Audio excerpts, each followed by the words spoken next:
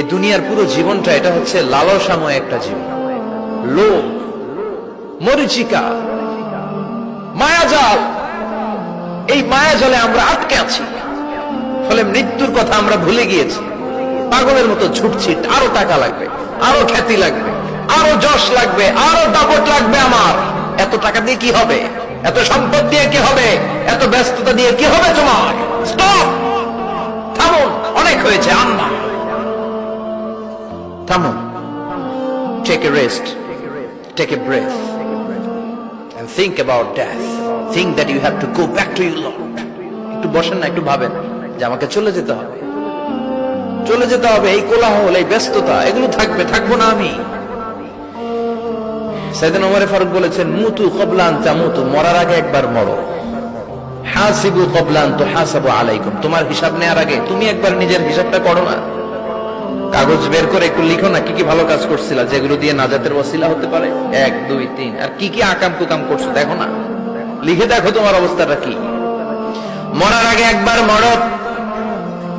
মরার আগে খাটের মধ্যে শুয়ে শটান করে চোখ বন্ধ করে একবার মরার ভান করে দেখেন কেমন লাগে। চোখটা বন্ধ করেন আর ভাবেন আপনি নাই, কি কি হতে পারে ভাবেন।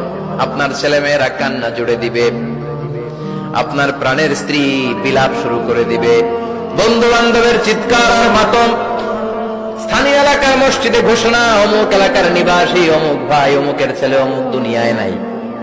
সব আত্মীয়রা চলে আসবে, ফেসবুকে স্ট্যাটাস দেয়া হবে, সবাই সবাইকে জানাবে বিকাল 4টায় অমুক হাই স্কুল ময়দানে আপনার জানাজা। ছুটে আসবে, সবাই ছুটে আসবে আপনাকে শেষ বিদায় দিতে, গুড বাই জানানোর জন্য, আল ওয়াদা, বিদায় জানাতে আসবে সবাই। 4 তাকবীর দিয়ে আপনার জানাজা হবে, অশ্রুসিক্ত জানাজায় আপনার বিদায় হবে। কাঠের খাটিয়ার মধ্যে করে কাঁধে তুলে আপনার কবরে নেওয়া হবে। আগে থেকে খুঁড়ে রাখা কবরটার মধ্যে আপনারে বিছিয়ে দেয়া হবে। বাঁশের কচি দিয়ে তার উপরে মাটির চাপা দিয়ে সব চলে যাবে।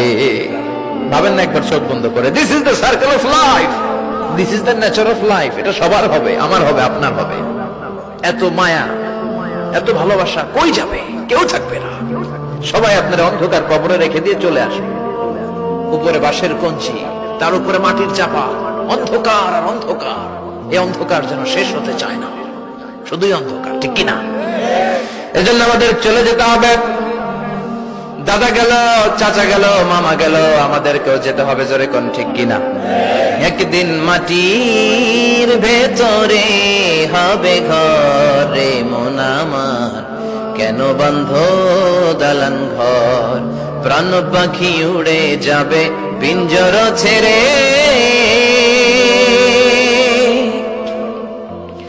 ধরা ধামে সবই রবে, তুমি যাবে চলে। বন্ধু বান্ধব যত, মাতা পিতা দ্বারা সুত, সবই হবে তোমার পরে।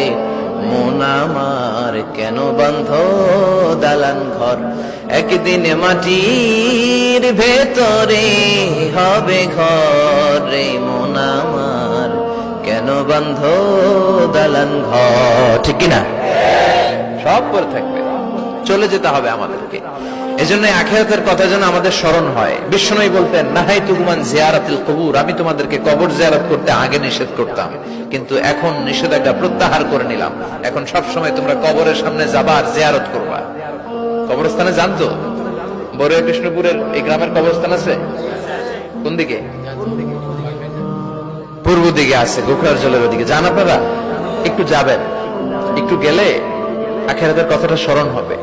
ওখানে ছোট শিশুরা শুয়ে আছে, কিশোর যুবকরা আছে, আপনার মতো তাগড়া যুবক, মুরব্বীরা আছে। এরা এই এলাকায় থাকতো, এরা আকাশ থেকে নেমে আসে না, এই এলাকার সন্তান, আজ নাই। একটা সার্টেন পিরিয়ড শেষে আপনিও থাকবেন না। This is the nature of life, this is the circle of life. ছোট্ট শিশু হয়ে এসেছিলেন, শৈশব, কৈশোর, যৌবন, প্রৌঢ়ত্ব। আগে ছিলেন সিঙ্গেল, বিয়ে করে হয়ে গেলেন ডবল। এরপরে আল্লাহ আপনাকে একটা মেয়ে দিল, এরপরে মেয়েকে বিয়ে দিয়ে শ্বশুর হলেন, এরপরে ওই মেয়ের ঘরে সন্তান হতে নানা হলেন। আর কতদিন? অনেক দিন হলো তো, অনেক লম্বা সময় পেয়েছেন আপনি। Think about death. এবার যাওয়ার কথা ভাবেন, আখিরাতের সামানের কথা ভাবেন, ফিরে যেতে হবে। কি শক্তিশালী যুবক, বার্ধক্য চলে আসলে লাঠি ছাড়া চলতে পারে না।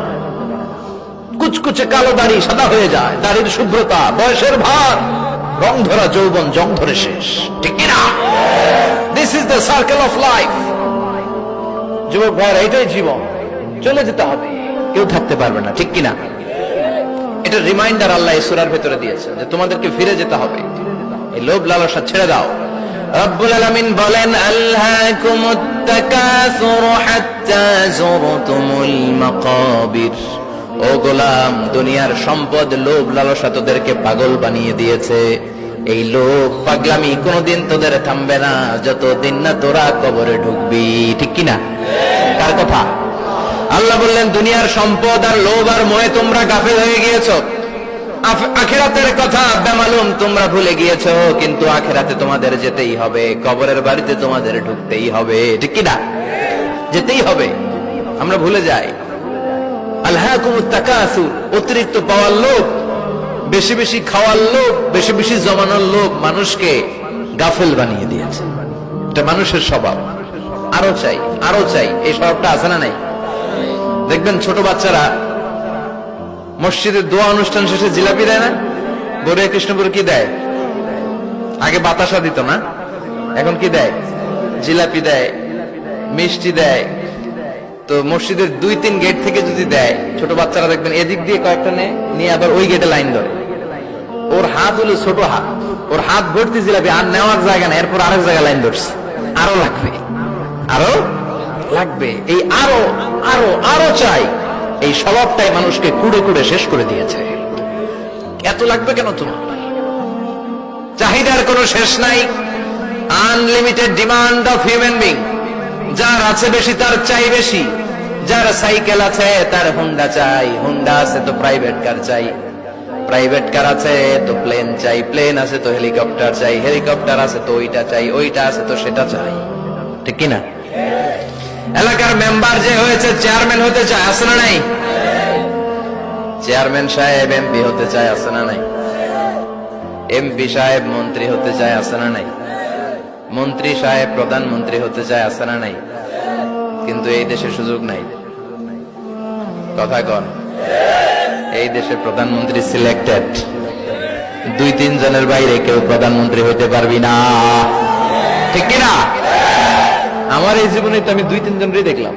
বেগম খালেদা জিয়া, মাননীয় প্রধানমন্ত্রী শেখ হাসিনার ছোট্টবেলা দেখেছি এরশাদকে, আমরা তখন ছোট। তো মানুষের চাহিদার কোনো শেষ নাই, যার আছে বেশি তার চাই বেশি। এজন্য বিষ্ণু বলেছেন, উনজুরু ইলা মান হুয়া আসফালা মিন, তোমার চেয়ে যে খারাপ আছে ওর দিকে তাকাও। ওয়ালা তানজুর মান হুয়া আ'লা মিন, তোমার চেয়ে যে ভালো আছে ওর দিকে তাকাও না, তোমার চেয়ে যে খারাপ অবস্থানে আছে ওর দিকে তাকাও। অনেকে নিজের অবস্থান নিয়ে সুখী না, এরকম আছে না নাই? আল্লাহ আমার এটা দিল না রে, ওইটা দিল না রে, পাইলাম না রে, কিচ্ছু হয় না, কি করবো জীবনে, হতাশ। আসলে আছে কিন্তু অনেক, কিন্তু শুকরিয়া নাই, টাকা, ঠিক কিনা? নিজের অবস্থান নিয়ে সুখী না, কিন্তু অনেক লোক আছে তারা আপনার অবস্থানে পৌঁছতে চায়। তাদের দিকে তাকিয়ে দেখেন, আপনি যে অবস্থানে আছেন এই অবস্থানে পৌঁছাটা অনেকের কাছে স্বপ্ন। তারা প্রতিনিয়ত সংগ্রাম আর স্ট্রাগল করে যাচ্ছে আপনার অবস্থানে পৌঁছতে, আর আপনি এটা নিয়ে সন্তুষ্ট না। শেখ সাদির নাম শুনেছেন? বালাগাল উলা কাশাফাত দুজা, এই কবিতাটার রচয়িতা ইরানের বিখ্যাত এক কবি। উনি একবার আর্থিক সমস্যার মধ্যে দিয়ে সময় কাটাচ্ছেন, টাকা নাই, পয়সা নাই, পায়ে দেওয়ার মতো জুতা নাই। উনি খুব দুঃখ পেলেন, হায় রে, আমি ইরানের এত বড় কবি, আমার পায়ে দেওয়ার মতো জুতা নাই। দুঃখ ভরা মন নিয়ে রাস্তায় হাঁটতে বেরোলেন। হাঁটতে হাঁটতে হঠাৎ দেখলেন একটা লোক শুয়ে শুয়ে কাঁদছে, ওই লোকটার 2টা পাই নাই, পাই নাই। উনি সেজদায় পড়ে গেলেন, আল্লাহর কাছে ক্ষমা চাইলেন, আল্লাহ অনেক দিয়েছো, শুকর আলহামদুলিল্লাহ। এজন্য যেই পরিস্থিতিতে থাকি না কেন আমরা কি পড়বো? জোরে বলেন, কি পড়বো? এজন্য আল কানাতু মিনাল ইসলাম, অল্পে তুষ্ট থাকার নাম হলো ইসলাম। সম্পদ লাগবে কিন্তু সম্পদের পাহাড় লাগবে না, ঠিক কিনা? অল্প খান, অল্প পড়েন, অল্প জামান, অল্পের ভেতরে বরকত ঢুকাইয়া দিছে কে? দেখবেন যাদের সম্পদ অল্প তারা সুখী বেশি। জরিপে এটা দেখা গিয়েছে, অনেক সার্ভেতে এটা এসেছে, যারা সম্পদশালী এরা দুঃখী বেশি, এদের দুঃখ বেশি, টেনশন বেশি। খুব স্বাভাবিক, টাকা যার বেশি রোগ তার বেশি, টাকা যার বেশি টেনশন তার বেশি, টাকা যার বেশি ঘরে শান্তি তার কম।